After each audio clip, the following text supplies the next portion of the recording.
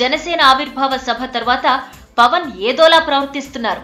ఎవరో రాసిచ్చింది చదివి ఇలా కన్ఫ్యూజ్ చేస్తున్నారో, తానే కన్ఫ్యూజ్ అయ్యి ఇలా మాట్లాడుతున్నారో అర్థం కాని పరిస్థితి. పొత్తుల గురించి ఎన్నికల ముందు క్లారిటీ ఇస్తానని చెప్పిన పవన్ ఎవరితో కలిసి వెళ్తారో అనే డిస్కషన్ నడుస్తోంది.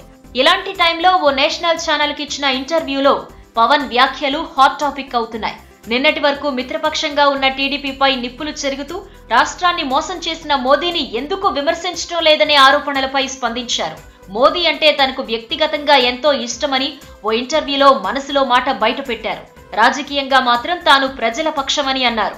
ఏపీలో ఇప్పుడు పరిస్థితులు మారిపోయాయని, ప్రజల అభిప్రాయం మరో రకంగా ఉందని, బీజేపీ బాగా బలహీనపడిందని అభిప్రాయపడ్డారు.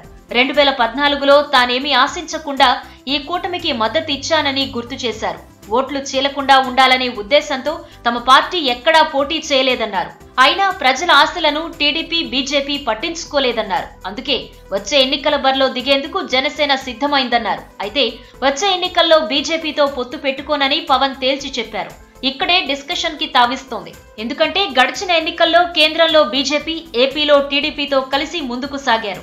ఇప్పుడేమో టీడీపీతో బంధం తెంచేసుకున్నారు. బీజేపీతో కలిసి నడిచేది లేదన్నారు. కానీ పొత్తుల గురించి ఎన్నికల ముందు చెబుతానంటున్నారు. మొత్తం పరిస్థితి చూస్తుంటే జగన్ పై గతంలో చెలరేగిపోయిన పవన్ ఫైనల్ గా జగన్ తో కలిసి వెళ్లేందుకు స్కెచ్ చేస్తున్నారా, లేదా అన్నకు అన్యాయం చేసిన వారిపై పోరాటం అన్నట్టే వామపక్షాలను కలుపుకుని తల్లి కాంగ్రెస్, పిల్ల కాంగ్రెస్ ని ఏకం చేసే పనిలో పడ్డారా?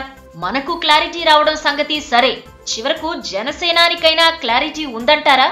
ఈ వీడియో మీకు నచ్చినట్టయితే లైక్ చేయండి, షేర్ చేయండి. మరిన్ని ఇంట్రెస్టింగ్ వీడియోస్ చూడడానికి మా ఛానల్ కు తప్పక సబ్స్క్రైబ్ అవ్వండి.